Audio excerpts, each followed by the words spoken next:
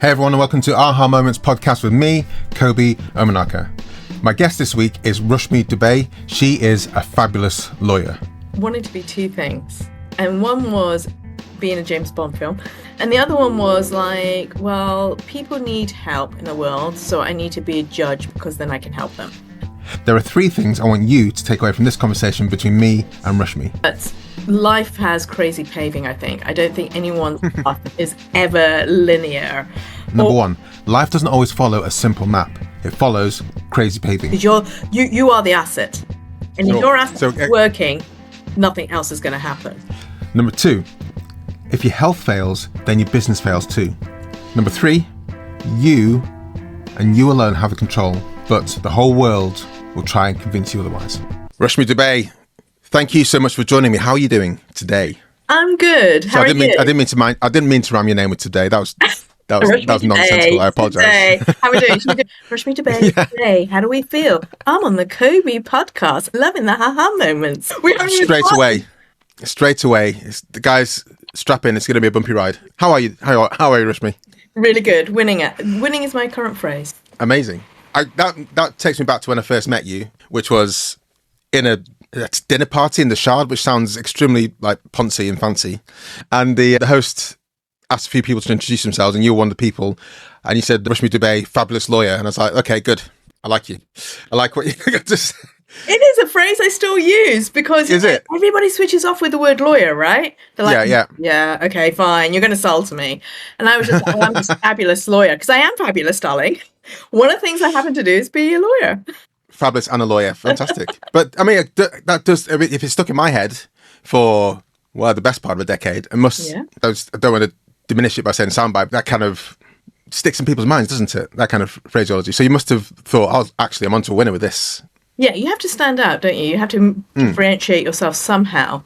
And you've only got, anything between 10 to 30 seconds when you first meet somebody. So they've already eyed you up. They've already looked at your clothing. So my clothing, I try to put on point. They're looking at your facial expressions, how open are you, your arm movements, and then they're listening. So you're trying to give them all this information at once. And so something has to really stick out. So if I've caught them off with the clothing, then it has to be the words. And then the smile, which I'm always... Yeah, you've got a massive, fantastic smile. So I'm sure that pulls people in straight away. So this little mini masterclass in 30 seconds that you just gave does tie in a lot with key and being, networking and things like that. So we're going to definitely touch on that in this discussion.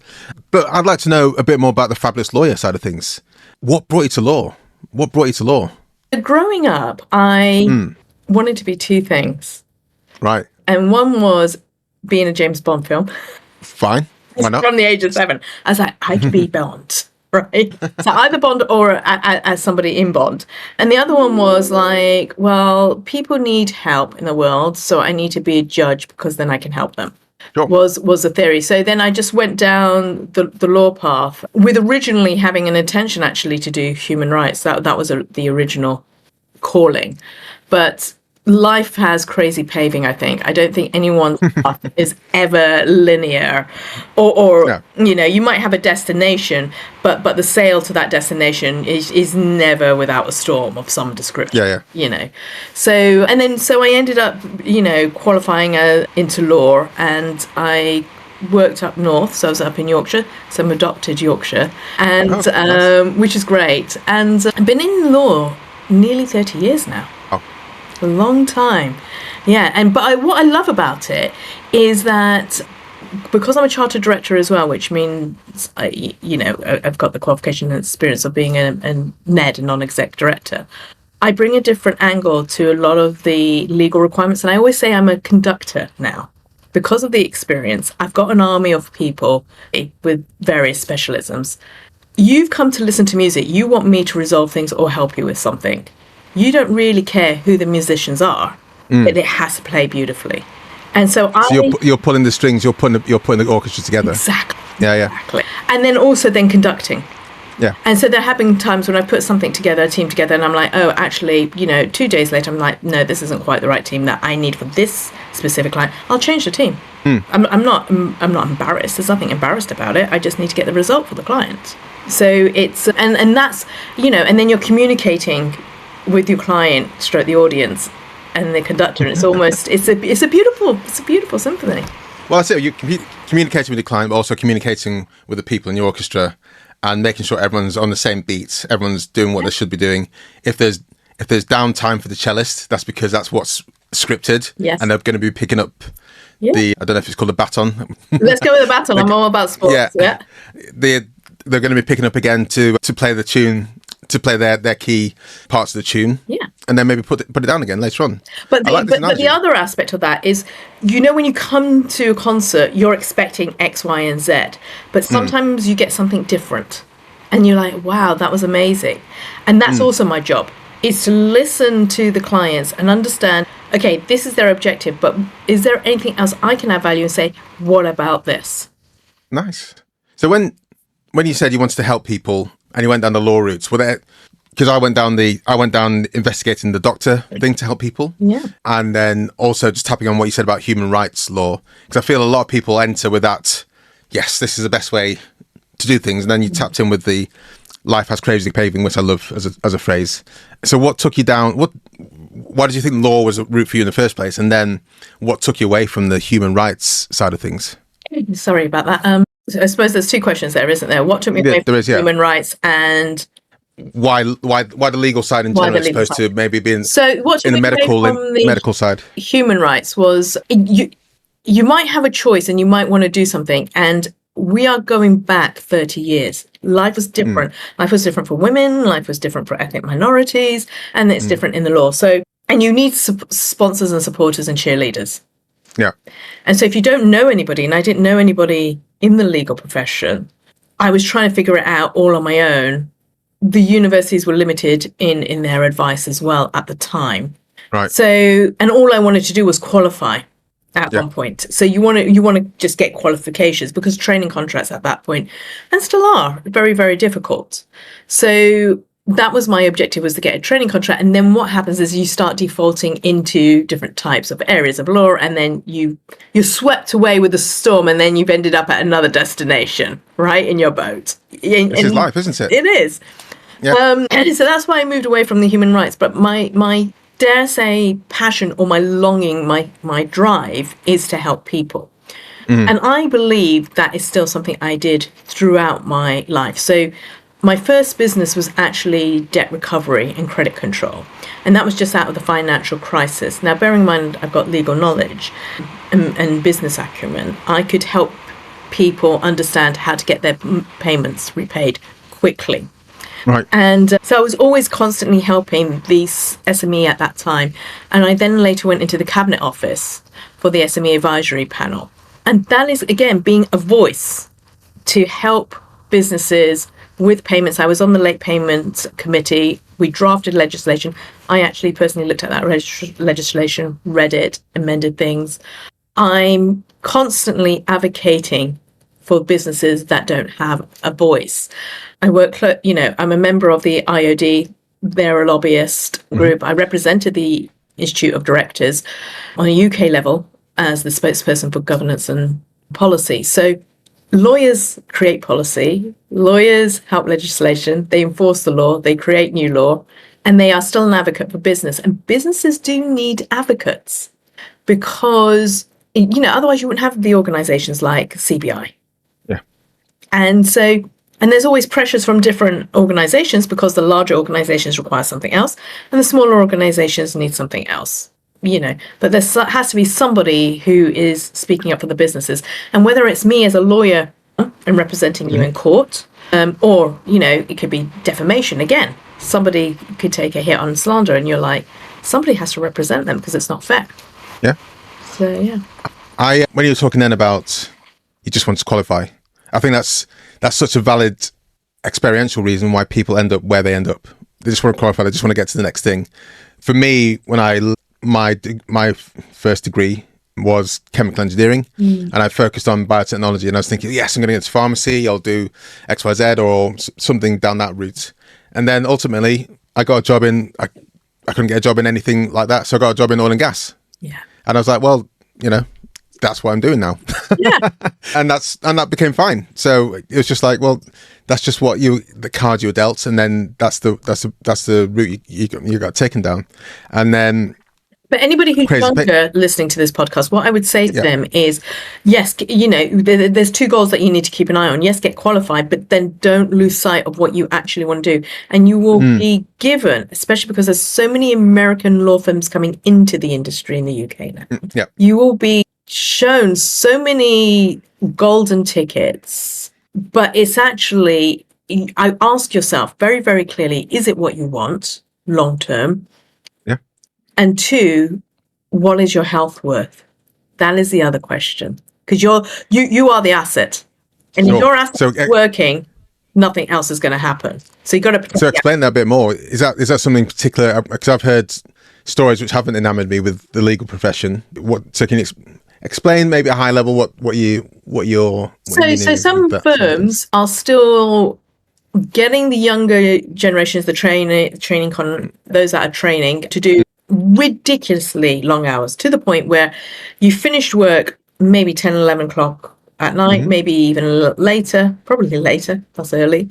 You might get a taxi to go home because they've sent you a taxi and you're like, great. Sometimes you have a change of clothes at work, they'll take your clothes and get them dry cleaned and bring them back. Right. There may be sleeping pods for you. Yeah. None of this is absolutely healthy. You can't constantly be on. You can't constantly work. You shouldn't be measured by the amount of billable hours that you are doing. There was a sad case recently of a female partner, children, married, and she's no longer with us. She made a decision about that, but she had worked ridiculously long hours for months, and that must have been a huge factor to it. I know some good friends of mine who started working in the legal profession and was like, nope, that's me. I'm not going to do this, and pivoted to other amazing stuff. And then people who have suffered quite badly and had to take time out and then kind of step back in a way that they're more happy with on their own terms a bit more. And that's probably why I set up my own law firm back in 2013. Right. And then what I've done is taken some of those team members with me to Gonna Cook, where I am now.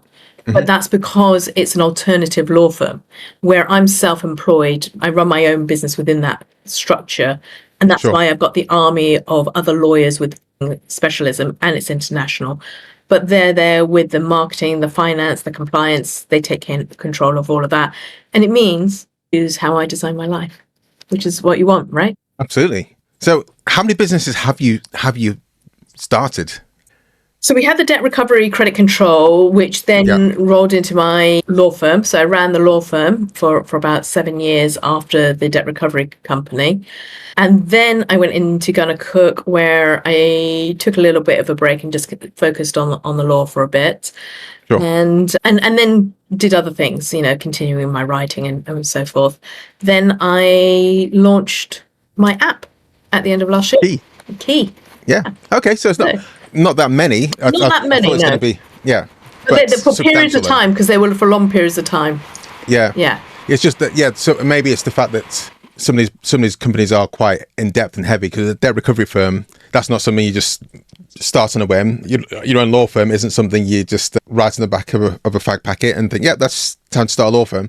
So these are in-depth, chunky companies you're building. Yeah. So how was that? How was that navigating those decisions, those steps in your life? Well, I think sometimes you're just pushed into a direction, right? So in 2009, there was a lot going on, and we had the financial crisis, redundancies were strife, and I just wasn't happy where I was. So I did some research and I said, okay, what would make money? What would be useful? What would be of use to businesses at this moment in time? Sure. And that's when I was like, insolvencies go up. But insolvencies go up because predominantly, not always, but predominantly cash flow. You're not getting paid. Okay, well, I understand debt recovery and credit control, both from a litigation perspective and also, from an entrepreneurial perspective from businesses. So created that business. And that was hard because I think at that time it wasn't quite the impact. The financial crisis didn't have the same impact as people expected. So the insolvency world expected it to print money because there'd be lots of insolvencies, and there wasn't. Okay. But what it did do was help businesses understand credit control a lot better, leave them with tools, and that's what I want to do, is empower businesses to take it themselves, so they're not reliant on anyone to do it. So that was very much of its time and of its moment. And there was lots of learning curves when you run your first business. I mean, I will remember this. So it started off in my own back bedroom, and then I moved into a cupboard. Is that I don't know, a step up or step down? What sideways step? Sure. What's going on there? Rented a cupboard from somebody's office because it was large enough to be an office, but it wasn't quite. Okay, so it wasn't a cupboard under the stairs like Harry Potter? No, not quite, no. But it was, it was definitely a cupboard. And it wasn't even near any towns or any cities. It was just off the beaten track. And I was just like, well, it's better than being in the home. It's the first step and what have you. But the mentality when I got out of the home, and it was the ex-lawyer in me that came from large law firms, right, where we had stationary cupboards. You just got your stationery. So I'd ordered the stationery, and it wasn't very much, Kobe. It was £25. It wasn't very much, thinking about it now. But I got the invoice, and I'm talking out aloud to myself because there's nobody else there, right? Two things. One was like, who ordered the stationery? It's £25. Where are we paying for that from? Nobody touched the stationery. It's going back. I need to be a bit more like that with my purchases for the business. I'm like, I'll just buy that thing which I probably don't need and can't justify. And then the first week I came back and I was looking at the bin and I was like, and the desk and like cups and things. I was just like, well, where's the cleaner? Why isn't the cleaner cleaned? Hold on, did the cupboard not come with a cleaner as part of the rental agreement? What's going on? I looked. Well, I'll tell you a good story from the debt recovery credit control times. Was anybody who's listening to this podcast, you may have remembered a lady called Janet. And Janet was a fierce Rottweiler collecting my money. Right. Because people wouldn't pay me after doing a great job for them. And I'm like, come on. And she wasn't taking any fools. Didn't take any fools at all. And polite, but firm. And she managed to get the money in. And I remember one client particularly calling me saying, just spoken to Janet. And I was like, you just spoke to Janet? And he went, yes. And I'll pay you your money tomorrow. I was like, well, you just need to let Janet know she deals with it. And he was like, okay, I'm just letting you know as well. Janet, for everyone who's listening, didn't exist. Janet was me. I had an email with a separate... Beautiful. That's amazing though, right? Because you wear so many different hats. You're the cleaner, you're the debt collector. So you're your client. You're working with your clients for their debt collection problems, challenges, and you're debt collecting on your own behalf as this other person. And that's three hats. I'm sure there are many others in this. So you're then the bookkeeper. Yeah. And you're your marketing. You're the networker. You're the BD. Your sales, and this is all. LinkedIn was just a thing. Just was around, but we were still business cards. We were still like face-to-face networking, going to every single event. Yeah, it was a different world. We had no social media. Yeah. Hold on, what, 2009? Not that anybody was using to any extent. Yeah. There was nobody. We did, LinkedIn, because we had MySpace. We had Facebook would have been around, but not for everyone. Yeah, Facebook was definitely around, but yeah. Well, am I thinking of Friends Reunited? That was the one I was thinking doing it of. For business at that point. Yeah, I was thinking Friends United was the one that was the main one. Yeah. I remember it was a weird, lovely time that when I look back then and think I'm so glad I didn't have social media when I was at university. But around that time also, when Twitter started, when Facebook started, I'd started making my first websites, and the kind of internet became alive more, because prior to that was very much a transactional thing. You go to a website, you read the thing, and then you shut it down and off you go. And then when you got that interactivity in websites, and you can start playing music from websites, you start streaming stuff, and YouTube was happening. Yeah. This all became alive, and that's really what kind of triggered me at that time as well. So I do look back on it with a bit of fondness and nostalgia. Oh, what you didn't know, Kobe, back then. But it meant also doing things like what you did were harder but easier in a way, because previously, if there was a full-on LinkedIn, as there is now, and Janet from the Debt Recovery Co. send someone an email, they might be like, who's this Janet? What's she doing? Will you leave me alone? So it's quite funny. So I like that. What you just said, actually, because in the sense that I was literally had this thought last night. I have so much information now of years of experience of running businesses from 2009 and sitting on other companies' boards. Yeah. And doing strategies, global strategies. I wonder if it's a hindrance to me on some level, because before I just went in so blindly and so naively that I thought things could just get done. Do I put blockers unintentionally in now? You mean versus now? Yeah. Well, I love it when I hear successful people and they're on interviews, they're on talk shows or whatever, and inevitably a question says, how did you get to where you are now? How did you design your career? How did you get so successful? And the humbleness when people say, look, who knows? But ultimately, if I knew now how hard it was going to be to get here, I probably wouldn't have taken that first step.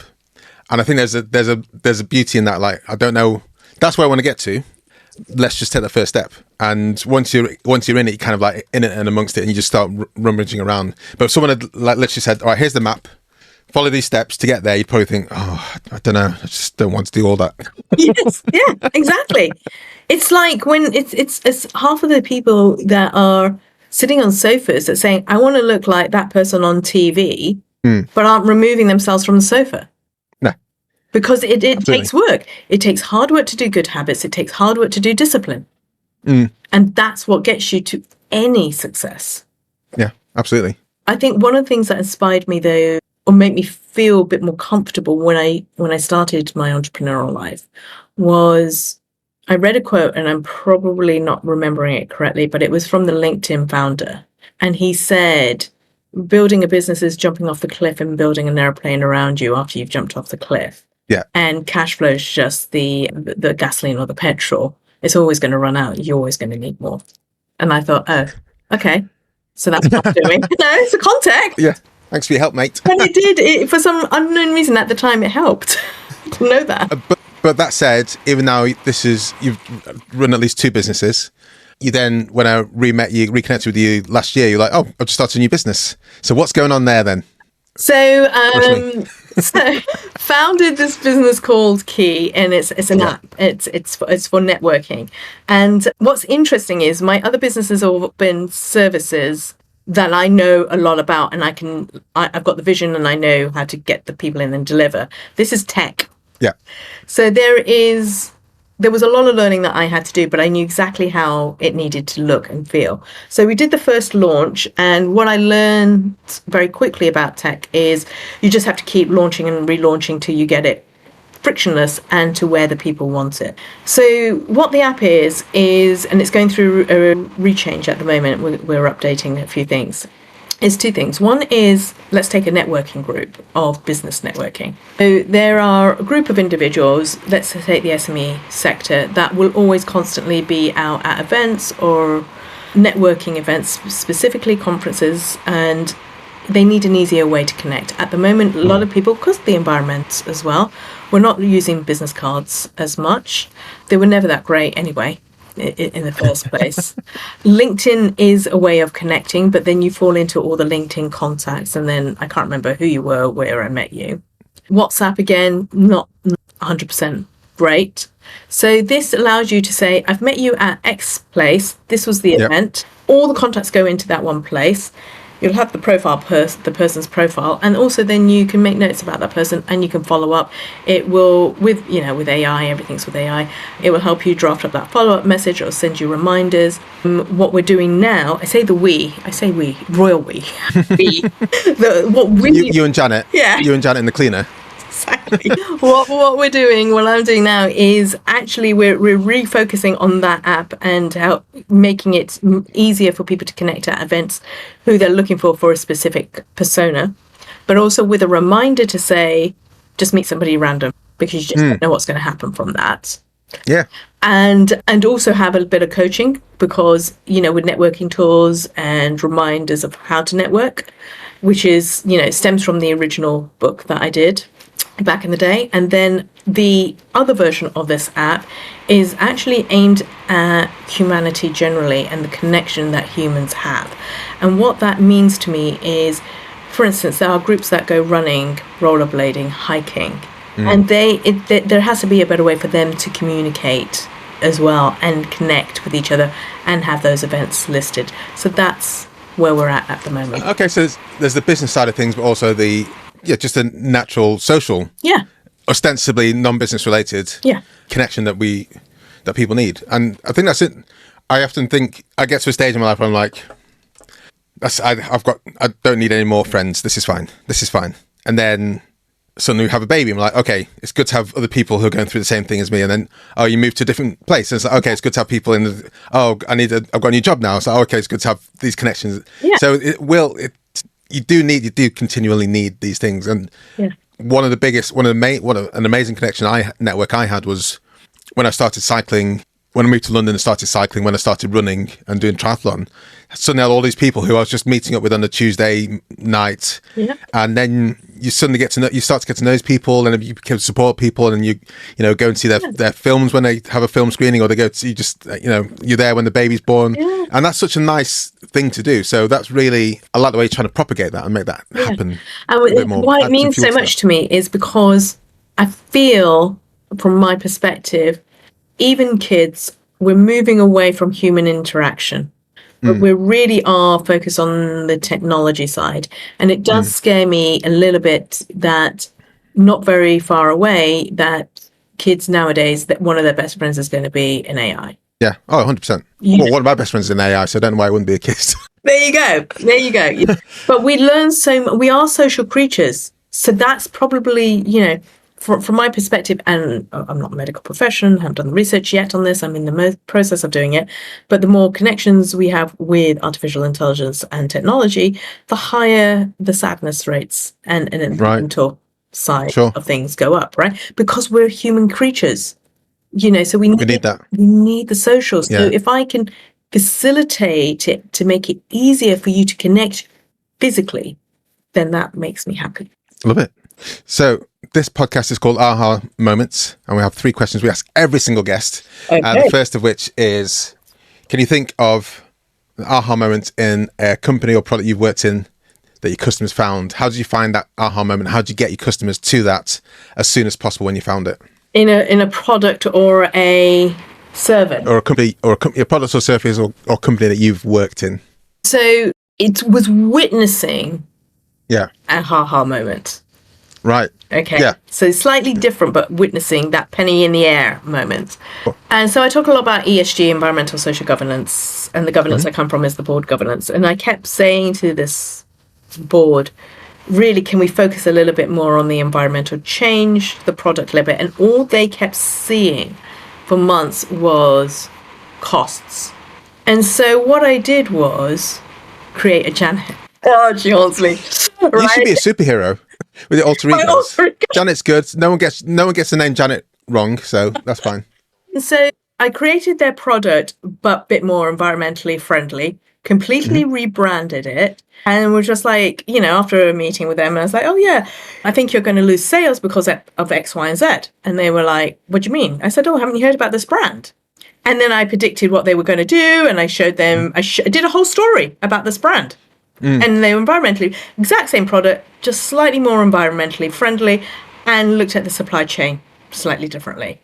Yeah. And made a song and dance about it to public because they were actually doing it. So the customers who advocate these things will buy that product because they want to be seen as supported. Absolutely. Yeah. And then it was the penny in the air, and it was their faces, which was the ha-ha moment for me. And I was like, yeah, I'm fine. And then, phones came out, I can't find it. Where's the webpage? What's it? I'm like, do you want to compete with them? And they're like, well, we need to change. I was like, okay, well, this is Janet. Doesn't exist, but that's what's going to happen if you don't change. Yeah. And they changed. I love it. I need to get a Janet. Yeah. Yeah. When one of the companies at least more than one of the companies I've worked with, I've helped them install a chatbot. And so I always call them Isabella. So if ever you go on the company website and the chatbot is called Isabella, then I've maybe installed that. Yeah. Love it. It's still better. Oh, I don't know. Janet's good. Janet's easy to spell. That's the thing. Isabella can be spelled so many different ways. Yeah. But that's part, I kind of like that in a way. But yeah, that's I do need a Janet stroke Isabella for some of the things I do. Second aha moment question is for you. What aha moment have you had in a product or service that you buy or use? Yeah. where something I was just like, oh wow, didn't know that. Yeah. I mean, an example I like to give is when someone first told me about Uber, and I was like halfway through there telling me, I was like, stop talking, give me the fucking details right now, because I want to use this. And this is when I just moved to London, and I hated with vehement passion getting a taxi, hated waiting in the taxi rank. A taxi rank's still a thing. Hated having to stop tell them as I get in, like, I'm sorry, we need to stop at a cash machine because I don't have the cash on me.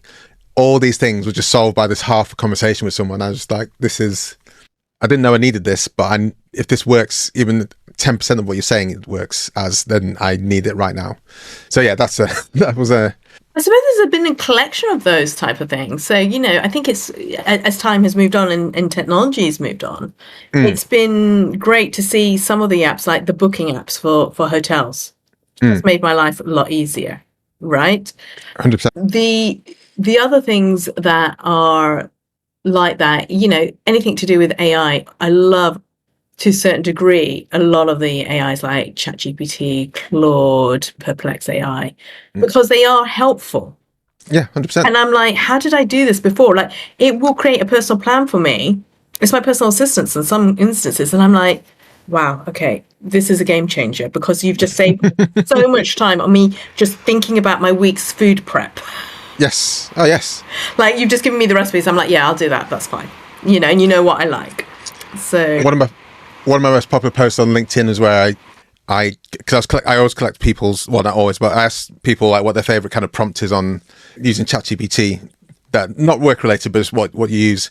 And so I collected like 11 of these and put this in a post on LinkedIn. And one of them was about wanting recipes, but not having to read the whole blog post before you get to the recipe.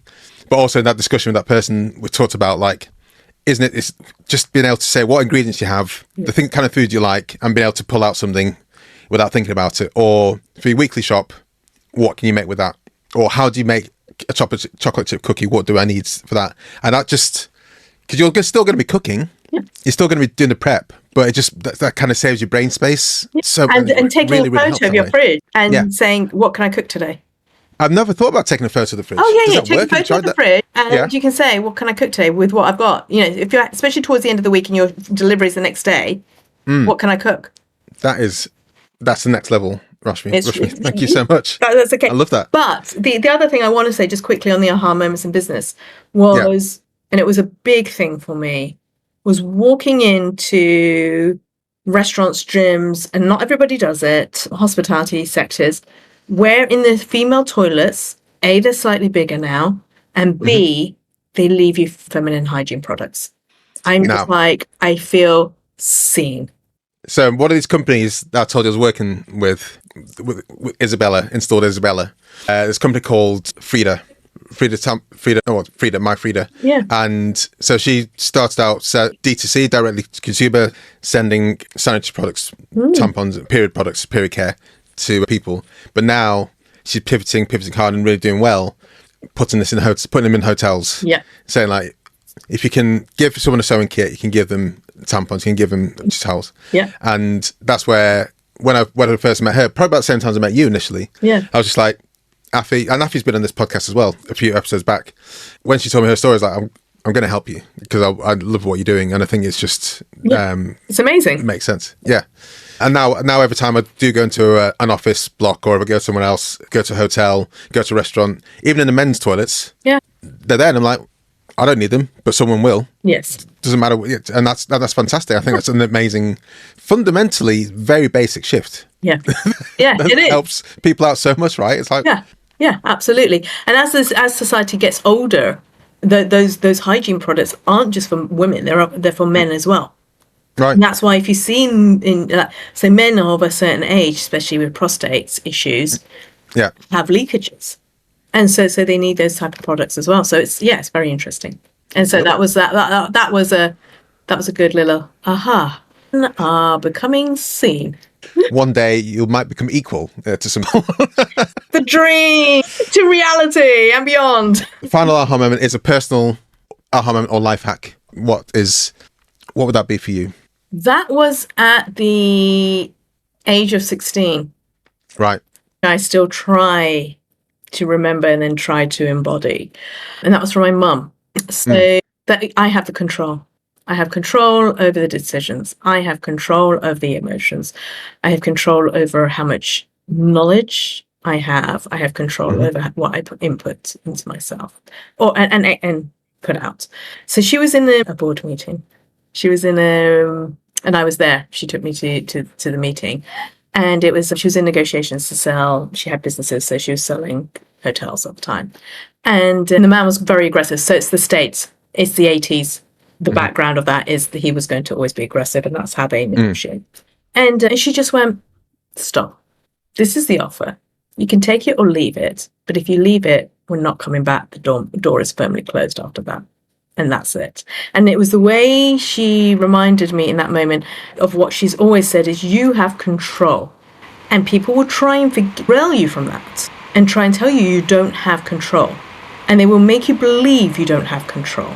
And you will believe it to a certain level because you're scared sometimes and you might not believe. But you have to remind yourself you have control over everything. And that has stood me in good stead to say, where is my destiny going? Where is it changing to? And how do I change it? How do I influence what goes into here? And then what's the output? Rashmi, thank you so much. That's been fantastic to hear your aha moments and the history before that. Are you happy, I'm sure, as a connector and a conductor, that you're happy for people to contact you? Is LinkedIn okay? Please contact me. Yes.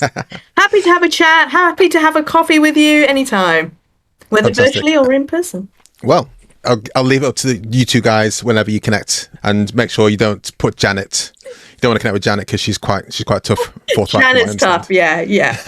Rashmi, thank you so much. It's been a pleasure. Thank you. Thank you very much for listening, everyone, and watching. And thank you, Rashmi, for being my fantastic, fabulous guest on this episode.